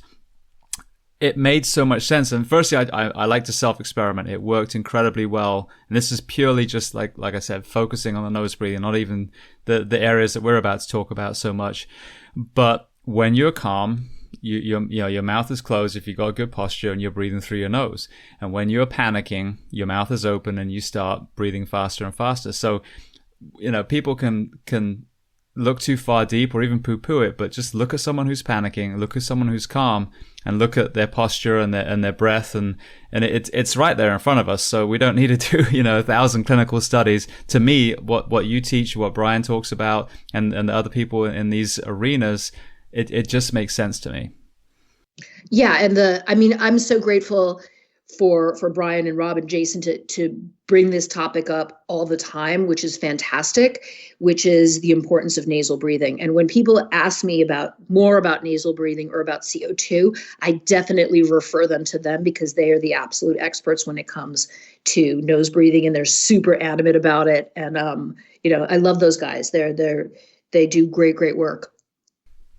Yeah. So that being said, understanding that our breath can either cause anxiety, depression, or go the other way, what's the root of that? And then what are the things that you start coaching people as far as breathing the correct way? Sure. So the root of why your breath is attached to your nervous system is that your vagus nerve, and vagus nerve is this big sort of octopus-like nerve that starts at the top of your head and goes throughout your whole body. So when you're breathing apically, which is a vertical breath, your vagus nerve with all the long tendrils it has says, oh, look at James is breathing with his shoulders or his upper chest. So we need to keep him vigilant because obviously something's going on in the environment. So your heart rate probably goes up, your blood pressure might go up, your cortisol definitely goes up, and your immune system might go down depending on how long you're in that state. So if you start breathing in what's called an abdominothoracic breath, which is a diaphragmatic breath, it's a lower body breath, then your vagus nerve, bypasses your shoulders and goes down to around your belly. oh, James is breathing with a lower body breath using his diaphragm, so it must be calm in his surroundings. Now, granted, you might be at a fire. You might be helping someone who's injured. So the surroundings are not that great. There shouldn't be surroundings where you're calm, but you stay calm. And that's the ticket for people that can be in situations where you think they should be freaking out, but they're not. Look at their breathing. They're breathing with their diaphragm in a lower body breath. They're keeping their heart rate low by breathing low. And with a lot of pros, this comes naturally. But with the rest of us, normal humans, we have to practice it. And we have to take ourselves out of that upper breath, put ourselves in that lower diaphragmatic breath, and our nervous system will follow and we'll be able to stay calm regardless of what's blowing up around us. Yeah, and that's something that we need, because I always point this out, especially if we're in the environment where we're wearing a mask. We only have so much air. It's a finite amount on our back before we have to leave again. So just because there's an active shooter scene or we're in the middle of a raging fire, us getting excited about it and breathing harder is actually working against what we want to do, because we want to keep our mind calm. We want to be efficient in our movement as well. But it's definitely a challenge to keep that breathing and that mental state lower, even when, the world's losing its mind around us. And it's the fact that one of the things I've done is that it has to be very practical. So if you tell someone, take a deep breath in, most of the time you're going to see a really shitty breath. Is that we're not taught what a good deep breath really is. So you add a mask to that. You add weight of all your gears to your shoulders. Your shoulders are what keeps you, when you're a vertical breather, your shoulders is what is helping you breathe. So you add weight to that. And then add, poor visibility and smoke and all kinds of other things. And, you've got a really tough situation right there. But are you taught how to breathe in a calming way? And most of the time we defer to a box breath. So if you listen to Lieutenant Grossman or Mark Devine, they talk about box breathing, which thankfully was the beginning of the conversation a few years ago, and fantastic at that. But how are you breathing? So when you're counting to 4, holding it 4, exhaling it 4, holding it 4, are you breathing vertically? Are you breathing with that breath that actually supports you being more anxious? Or are you forcing yourself to breathe with your diaphragm with a lower body breath? And it takes practice. It's really strange how you think about breathing, and it should happen naturally, but guess what? It doesn't. It's something that we have to think about. And because we're so braced and we've locked up our diaphragms so tightly, you have to, it's called dismantling your diaphragm. Donna Farhi talks about this, is you have to dismantle bad breathing patterns and get those muscles moving again. Because as of right now, we're not using our primary breathing muscle, the diaphragm. We're using auxiliary muscles, top of the chest and neck and shoulders. And the fallout from that, both in mental health and physical health, is tremendous. Yeah, and it sounds, when you listen to all the people that be on the show, like, God, it's so complicated. What am I supposed to do? I've got foundation, I've got strong fit, I've got, this breathing technique. But the problem is the human, body is an amazing thing. But sadly, we've spent decades screwing it up by sitting, by being in air conditioning, by eating shitty food. So the reality is, if you don't want to be, confined to a wheelchair, put on meds, that we do have to put the work in, because we've enjoyed, years and years of not moving around when the human body's meant to be, roaming the land and hunting and working in the fields and moving. And so it seems a little complicated, but it's an easy fix. I think the body wants to go back there. It just takes some effort on our part to restore the body's homeostasis when it comes to the muscle balance and the breathing patterns. But you have to put in the work, but also you have to understand why. And it's not our fault, because people haven't really explained things well. So usually when I explain it, and again, this is where the child psych degree helps, is that I explain it in a way that actually makes sense. And then folks actually can't stop thinking about their breathing and about their breathing muscles. So it's not our fault, because at some point a doctor came over and put the stethoscope at the top of your chest and told you to take a breath, right? And you started thinking, well, my lungs must be up there. Then you looked at pictures of your superheroes and they're all in this puffed up chest position. And then you looked at your parents, and then you started, wearing pants with belts on them and sucking in your little gut. So it's not your fault at all, because it's explained so badly. And at the end of the day, people don't know what the diaphragm looks like. You look at a picture of the diaphragm, what is that crazy looking squid thing and how does it work? And then they tell you it works like a plunger, and nothing could be further from the truth. It has nothing to do with a plunger. So we have to just back up and say, okay, where are the biggest part of the lungs? And you can do this now, and if you're driving, you can do it with one hand, is that the biggest part of your lungs are down at the bottom of your ribs. So if you're breathing up and down, like up with your shoulders, are you getting to the densest, most oxygen-rich part of your lungs? No, right? So there you go, that's kind of interesting. I never thought about it that way. If you put your fingers up by your collarbones and just stick your fingers up by your collarbones, that's the lungs that you're breathing with if you breathe vertically with your shoulders, which is how most of us breathe. Now, the lung tissue up there, it's actually the smallest, less dense up there. So what happens is that you actually have to take more breaths and faster to get the oxygen that you need. So now you're stuck.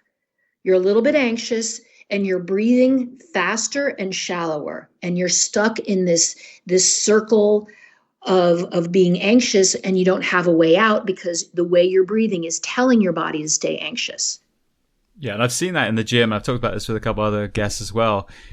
People that have done, a CrossFit workout, and actually my wife is one of them, and then that ends up putting them into an anxiety attack. And it's probably just from what you're saying, that upper body, that vertical breathing, and then probably the mouth open the whole time as well. And it's the muscular corset. So what I look at, again, this is where the psych comes in, is that why are you breathing that way? So if it doesn't make sense, why are you doing it? So most people are bracing, guarding, or sucking it in. So with our gym community, most of us are either sucking it in or bracing because we think this makes us stronger, or there's an abdominal corset. So you actually can't take a deep breath in because your muscles are holding you together. So you have to look at the person and go, what's stopping me from on the inhale expanding my middle and on the exhale narrowing it? Because that would actually give you a much stronger core. If you're braced all the time, you're not as strong as you could be, and you're making for pelvic floor and hip and lower back dysfunction. So once you start moving that part of your body, inhaling, getting a better circumferential breath where you don't move your shoulders and your whole middle expands, then your whole middle narrows and really squeezes, well, there you have better back health, better digestion, your hips and your pelvic floor are involved, your psoas is involved as well. So that's the way the mechanism was designed to work. So what does a breathing class look like then? You have the breathing classes that you put on. If someone's going in and they're a vertical breather, and let's say they have some anxiety issues as well, just what would that look like as an overview? So I start because, I come from a gym background. I like numbers. I come from a science background. I like numbers as well. So I keep things really practical because it's the way I would like them. I also want a class that's as fast as possible so that I can get out and, get my laundry done and probably get a snack or something. So I pretty much mash in as much information as I can. The first thing we look at is your breathing IQ. So I want a grade. I don't know how you are, but with a lot of us that want to do better, we want numbers. We want to know how many plates, what our time is. Like, we want numbers to know how we're doing. So I devised this measure, which is of abdominothoracic respiratory flexibility. And all that means is, on the inhale, is your body moving and expanding? And on the exhale, is it moving and narrowing without the use of your shoulders? So that's what the breathing IQ is that you actually take a measuring tape, you put it around your middle, and without moving your shoulders, you see what your inhale is, and you see how narrow you can exhale. And again, without using your shoulders. And that number gives you a sense of how much you're actually using your diaphragm to breathe. because it looks at excursion. So on the inside, your diaphragm lowers, it flattens, and it tries to push your ribs open. So we measure from the outside. How much are you using your diaphragm to push your ribs open? And then you exhale, and your exhale is governed by your core muscles, your abs, your obliques, and your intercostals. So then we look at that number. How much is your body narrowing on the exhale? And you get a grade using exactly that. And then you just try to get that grade to be better. So the class itself, we do exercises where you stretch those muscles, you try to get your diaphragm more involved and unlocked. And then, this is the part I really like, is once you have the mechanics to be perfect, is that you strengthen the breathing muscles. And that's where, I get giddy about this information, and it makes me really happy to teach, because all the sports science literature on breathing muscles show that when you have stronger breathing muscles, both the inhale muscles and the exhale muscles, your performance is going to be better, period. And that's not something I came up with. There's researchers. Alison McConnell is one of the top researchers when it comes to breathing muscle strength. She's out of the UK. But if you train your breathing muscles, the right ones, not the wrong ones, your performance is going to get better, whether that's strength, precision, endurance, or even in your active recovery. All right. When you mentioned talking to Bas Rutten in one of the other interviews I've had, I know he has the O2 trainer. Have you done work with him as well? Oh, I love him. That guy is fantastic. And, everything you see him on TV is you meet him in person and he's exactly the same. He's just amazing, full of life and optimistic and hilarious. So I do like the O2 trainer, and I like the O2 trainer. And again, I'm very skeptical with products because Bas actually understands that the inhale should be a circumferential lower body breath. So he gets that, and he does that himself. I've actually done all my breathing tests on him, and damn, was that fun. But he's an amazing, amazing breather. So having someone who understands the importance of breathing muscles and strengthening breathing muscles, and has such good breathing himself, made me take a look at the O2 trainer. So once your breathing is mechanically sound and you've done all the breathing muscle exercises and need more or harder exercises, then I use the O2 trainer. Yeah. Very cool. Yeah, because I know one mistake a lot of companies were making was calling the altitude training with their masks, which, was completely against the science. They were just restricting the airflow. That was it. Yeah. And I got to tell you, it's interesting because I was over at Krav Maga Worldwide in California the other day, which is a place I train out of. And there's a guy there, and he came in, he asked me about a breathing muscle trainer. And I'm into anything that helps you pay attention to your breath, I'm into. So whether it's, whatever it is, whether you have a coffee stir or the training mask or whatever it is that's making you look at your breathing, that's good to me. I'm all in. However, I looked at him and I was like, dude, you're using your neck and shoulder muscles to breathe, and now you're adding an inspiratory muscle trainer to that. So now you're just really taxing your neck and shoulder muscles and freaking your whole body out. So please learn how to breathe with your diaphragm first. And if you can actually do all my exercises, then you can add a trainer to it. But right now you're using neck and shoulder, you're using auxiliary muscles, and now you're putting a trainer on top of it. Your neck and shoulders are really going to hurt, and your diaphragm is going to continue to be locked up.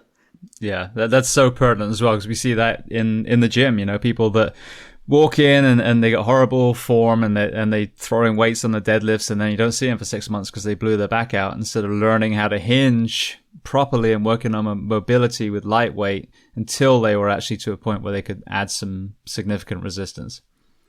Yo, you're totally right. And breathing is the foundational movement for everything. So you need to be breathing in a way that's mechanically correct. And then it's a movement. Breathing is a movement. So how can you think about complex movement patterns if the very foundation of all your movements is incorrect? So I know that, I love Instagram. I shouldn't be on there as much as I am, but I'll watch people, doing beautiful movement patterns with whether it's tactical fitness, I have my favorites that I follow, or kettlebells. And when you see someone who's incredibly graceful, whether that be jumping over things and pushing tires over, or swinging a kettlebell and doing beautiful movements on a mat, when they're really good, they're integrating the breath into their movements in the right way. And often with the very, very elite, they don't know they're doing it. But again, us average folks, if we want to get better, we have to look at, how am I breathing in this situation if I want to lift more weights, run faster, run longer, be more precise in my shooting or my golf game, or even with active recovery. So important. So important. Yeah, and again, I can testify that the nose breathing I did apply with, focusing on my diaphragm, because I was aware of that side as well. The foundation training teaches it, and some other areas. But one of the funny observations is the manifestation into the body. So when I used to work out hard and I probably had my mouth wide open, I would have what I affectionately call my bitch face, which happened very, very early on, which looked like, you're just about to drop into a pit of fire. And now with this nose breathing and the diaphragmatic breathing, just focusing on that, I don't think I was that far away from it. It was a very simple fix. But now it's kind of more like that poker face, which is good, because if your face is showing like I'm hitting the red zone, then obviously the rest of your body's going to believe it. But just having that calmer breathing pattern, I found it's not like I'm going faster. I'm just more efficient. And as someone pointed out, the people that do well in the CrossFit, workouts, competition, whatever you want to call it, are the ones that rest less. They don't get faster so much. It's just that they need less breaks. And that's what I found, is I could just keep plodding along just by changing my moving pattern. My breathing pattern. Yeah, and the ones that do best also, when they do take breaks, they're incredibly efficient breaks. So the breaths that they're taking are very efficient breaths, that gets them recovered faster. And I got to tell you, I'm going to send you this study that looks at facial expressions and amount of oxygen that you take in. So it's shown that angry or sad facial expressions, actually, you get less air into your body. So your bitch face is probably hurting your oxygen. But it's a great study that shows that making your face be more relaxed or happy actually gets more air in and out of your body. So I loved that study. Yeah. But it wouldn't be so bad. But every time I've done like a fundraiser, this one we do every year, this a firefighter fundraiser, and there's a photographer there. He's amazing. He's a friend of mine, but there isn't one picture that I would ever hang on a wall, because it's that same face no matter what I'm doing. So, I got to find someone who's good at Photoshop. And it's funny. I'll tell people when they take a big breath, I'll go, relax your eyebrows. Like, what are you doing with your eyebrows? We're breathing, but they'll furrow their brow. No, we're not, relax your face and relax your jaw. If you're going to be relaxed, the last thing you need to be doing is setting your teeth together. You actually want your jaw relaxed, because your body looks to your jaw to see how relaxed it should be. So absolutely. Brilliant. All right. Well, I got one more question before we go to some wrap-up questions. You mentioned working with first responders. What are specifically some of the things that you do with them, and what are some of the issues that you see like a common factor amongst a lot of them? So with first responders, a lot of it is integrating their day into a story, if I could say that. Is that often, I worked at Bellevue Hospital. I certainly wasn't a first responder, because I wasn't the person bringing folks in or victims into the ER, but I was definitely the next person that saw them. So I was working a lot with first responders, and now I've been teaching folks at DOJ and DOD for a little while right now. But when you have a tough day, it's hard to explain to someone else. It's hard to integrate it into your body and not get detached. So I think one of the things that we talk about a lot is that feeling of numbness that happens if you are around a lot of trauma and you have to continue to wade through and respond to it. And I know that I've talked to folks that feel detached, or I even had somebody tell me they felt wooden. So how do you take what's happened in your day and integrate it into your life? And right now, the discussion around vets isn't so much about healing when you come home, because that's really not what you need to have happen. You need to be able to integrate your story from when you were deployed and integrate it into your life now. So that's a tough topic, and it's pretty deep, but what you do and how you actually integrate it into your body and let it go and are able to get up the next day, and have hope and have energy to continue. So the biological part of that kind of comes down to how high is your cortisol, and do you have a place and do you have a routine to be able to recover and practice resilience? So that's kind of in a nutshell what we're talking about right now. Brilliant. All right. Well, I want to transition, to some closing questions that I always ask everyone. So you're probably aware of them. You know they're coming. So the first one is there a book or books that you love to recommend? Can be about what we talked about or something completely different. You know what? I'm reading now. Someone just gifted me their own book of The War of Art. So, and it talks about when you don't get done the things you'd like to get done. So about resistance in your own life. So I didn't know you were going to ask that, but The War of Art is one that I'm wading through. I usually have 3 or 4 books next to me. I also mentioned that I was reading Tesla's book that's really extraordinary. So I would say those 2 are the ones that I'm looking at right now. It's kind of weird, but I love the book Seabiscuit. And it's about this horse that had unusually short legs and how it actually got to be a champion. So it's your typical Rocky underdog story, but it's about a horse. So I'm all over the place as far as reading. But I'm going to give you one more just because I love reading, is that Roald Dahl, who wrote Charlie and the Chocolate Factory, has short stories that I really love. And they're definitely quirky and they're about human nature and they're kind of out there. But I really like stories that are quirky and funny and about human nature. So that's one that I give out all the time, for sure. Yeah, he was an amazing author. It's really sad. Some of the greatest people, Dr. Seuss, Roald Dahl, Rudyard Kipling, would have been such great guests on this podcast. I wish I'd started this 50 years ago. Yeah, fantastic. You're going to have to find somebody who channels them and have them come in. Yeah, I'll just go to a seance and I'll talk to him that way. All right. Have Houdini. I think I'd like to have Houdini on. That would be really cool. Yes. Yeah, and Tesla, to find out who actually came up with it first. Exactly. All right, so the same question, but a movie and or documentary.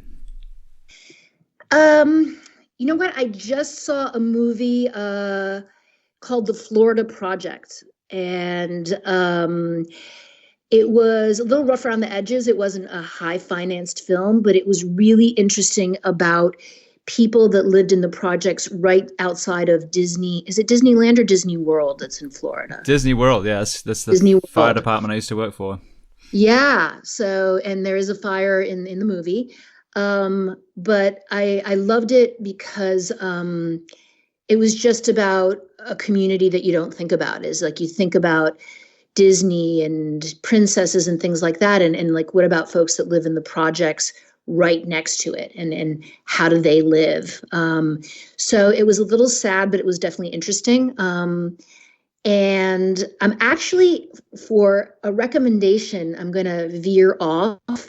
And I'm watching High Maintenance right now, which is really funny. Whether you smoke weed or do CBD or not, the acting and the whole thing is so well done that I recommend it to people, just because the way New York is shown and the casting is so amazing that I just love that show, and I've been following it for a long time. It used to be on Vimeo, and then it got financed, and I think it's on HBO, but still a lot of people don't know about it. And it's about this weed dealer in Brooklyn and how he goes from house to house selling weed and meeting different people. And the characters, especially New York characters, are so well done that they seem really real to me. And that's, I have a pretty high bar being a New Yorker for how New Yorkers are depicted. Yeah, I can imagine there's a lot of caricaturing out there. Brilliant. All right. Is there a documentary that you love? Oof, there's so many. Oh my goodness. Like I love documentaries. So I don't know if I can give you just one. I mean, I can't give you just one. No, sorry. Give me multiple. Give me as many as you want. Oh, you know what? Let me see I'm a big fan. I mean, I'm a big fan of Vice TV as well. But my favorite documentary, you're going to kill me with this right now. You know, what keeps coming to mind is not a documentary. But I was watching, oh man, I can't narrow it down. I keep thinking about, I love combat sports. So obviously movies wise, I'm going to say Fight Club, but more because it has to do, I mean, that's not a documentary, but I keep thinking about it, is that I like movies that have to do with human nature. And that are, that start discussion about people's sense of aggression or sexuality or motivation or things like that. So it's interesting that anything that has to do with fighting, whether it's, Hicks and Gracie's Choke, all the way over to Fight Club is I really like. I like biographies. So that always like starts the discussion about aggression and motivation in people. So that's usually where I turn to. Brilliant. I think one of the funniest memes I've ever seen, and I've posted it a couple of times now, is it's just a text, and it says, "I was late to Fight Club, so I missed the rules, but I love Fight Club. I highly recommend Fight Club to everyone." I mean, it's such a good movie because of the human nature part. And I mean, the fight scenes are so great as well. And because I think people need an outlet for their aggression or else they get weird. I think that sports helps us with that for sure. But such an amazing, I always liked the whole concept of asshole tax. I always thought that if I had a band, I would call them Asshole Tax. So I think that's pretty good. Yeah. Yeah. Yeah. Well, that repression, I lived in Japan for about 15 months, when I did stunts out in Universal Studios out there. And it was so interesting observing their culture, because we talked about, repressive, philosophies and cultures, with the sex side. And it was the same in Japan. There's that hierarchy in the way that they've kind of developed, is you don't question your boss. You don't ask why.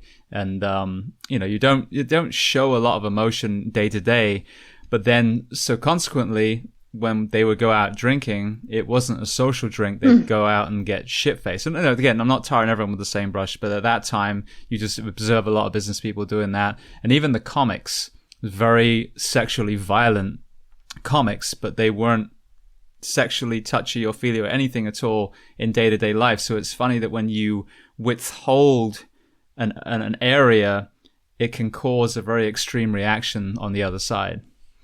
That's a perfect example. And the drinking and the sexuality there is so, off the chain, really. And it has to do with repressing. And you must have seen some interesting things for sure. Yeah, it was an experience, but an amazing culture, though. It really was. But, it's like with this project, there's things that we do so well here in the US, and there's things that other countries do better, that we just need to have the humility to say, can we borrow that and maybe change it to make it fit our country, instead of we're the greatest in the world, fuck everyone else, which some people seem to believe, dogmatically. Yeah. I mean, can you imagine if we took the best of everything from around the world and implemented it? Just, as far as literacy rates, as far as health, if someone's done the work and figured out that something works, why not, use them as a model? Absolutely. We have so many places where we need help, and just saying we're the best is not going to be working for us forever. Looking to see what really works and going, hey, this works, why don't we try it, would be so much better. Yeah, exactly. And it's all there, especially now in the technological age that we live in.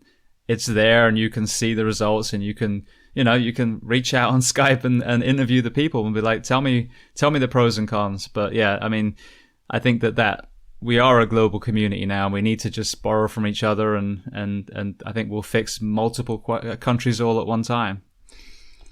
And you know what? One of the things, and I have to thank you for this podcast and having me on, is that you're doing that, is that you're spreading information by having this podcast, by interviewing the people that you have. You're doing that, within your community and within your listeners, is spreading the knowledge of what works in a really gracious way. So my hat's off to you. Thank you for having me, and thank you for putting together this podcast. I absolutely love it, and it's been my pleasure to be on here today. Well, thank you, because it wouldn't be a podcast at all if it wasn't for people saying yes. So I appreciate you, sharing so selflessly all your work and your knowledge. Well, speaking of that, one of my last closing questions is there a person that you would recommend to come on this show as a guest to talk to the first responders and military of the world? Ooh, I am a huge fan of Laura Zera. She is an extreme survivalist who is fantastic. She is really, really hardcore and amazing. And then I'm going to give you two because I just can't stop, is that Steve Cardian has a long history as a first responder in New York. I think he was one of the youngest sergeants ever in New York. He saved his first human being at age 17 and has written a book about the importance of female intuition as far as keeping us safe. So I would say Laura and Steve would be amazing on the podcast if you would have them. Excellent. I would have both of them. That'd be fantastic. That's the beautiful thing about that question. It's such a great one to drop in there that opens the doors to so many other great people. Because if I respect the person to have them on the show, then obviously if they're recommending someone else, that has a lot of value. So thank you. You're welcome. All right. So the very last one before we talk about where we can find you and your books, what do you do to decompress if it's outside of what we've spoken about today? I definitely go to the gym. I mean, for me, if I don't get to the gym, I get squirrely. So I know it. I get antsy and I start thinking about what I'd like to do. So the gym, getting under a bar is where I decompress. And I wish I had something more original to tell you. But I either, that's my place, is that I put my headphones on. You'll see on my social medias that I always tell people what podcast I'm listening to. And I give a shout out to whatever podcast is my gym podcast of the day. And just getting into the gym, even if it's just half an hour, that's my place. That's my happy place. Brilliant. Yeah, no, that's a lot of people. Nature, family, and exercise are the three things that come up over and over again. All right. So the very last thing then. So, if you wouldn't mind, tell people listening about the books, because I didn't realize you had one for kids as well. You got Breathe, and then you've got the Belly Breath. So yeah, the kids one is the Belly Breath. I'll be promoting it more next year just because I've gotten a little overwhelmed with life. But the Belly Breath is for kids because kids up till the age of 5.5 breathe perfectly. And then we mess them up and they stop breathing the right way. But till 5.5, they do a really good job. We just did a study on that.